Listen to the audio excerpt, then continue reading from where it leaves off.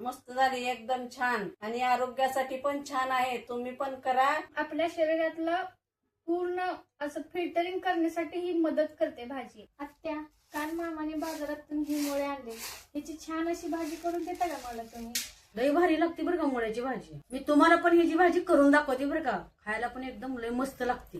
चला तर मग आता आपण मुळ्याची भाजी करायला घेऊया.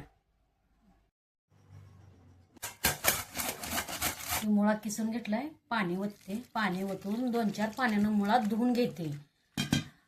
काय काय जणाला मुळा खाऊ वाटत नाही, कारण ह्याचा मुळ्याचा वास उग्र असतो, म्हणून मुळा खात नाही ती. 4-5 पाण्यानं मुळा धुवायचा, म्हणजे ह्याचा अजिबात वास येत नाही. असा गच्च पिळून घ्यायचं, पाक पाणी काढायचं. काहीच पाणी नाही, आपलं सगळं पाणी पिळून काढलं, अजिबात त्याचा वास येत नाही. थोडी जिरे टाकून घेते, थोडा कढीपाला पण टाकते, किसलेला मुळा टाकून घेते. त्याला चांगला परतून घेते. चवीपुरतं मीठ टाकते. 5 मिनिटं ताट झाकून घेते. 5 मिनिटं झाले ठेवून काढून घेते. ही चटणी मिक्सरमध्ये काढायची नाही, खलबत्यात काढली, आवड भबड काढली. अशी टाकून घेते. हळद त्यात टाकून घेते. शेंगाचा कूट. अर्धा तास झालं हरभऱ्याची डाळ भिजू घालून ठेवली होती, ती पण टाकून घेते. 5 मिनिटं झाकून ठेवते.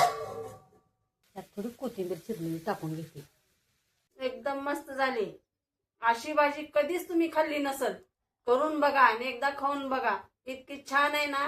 लाईक करा, शेअर करा, कमेंट पण करा. एकदा करून बघा अशी भाजी, खूप सुंदर लागेल. नाही खाल्ली नसली तर खाऊन बघा, तुम्हाला परत खावी अशी वाटेल.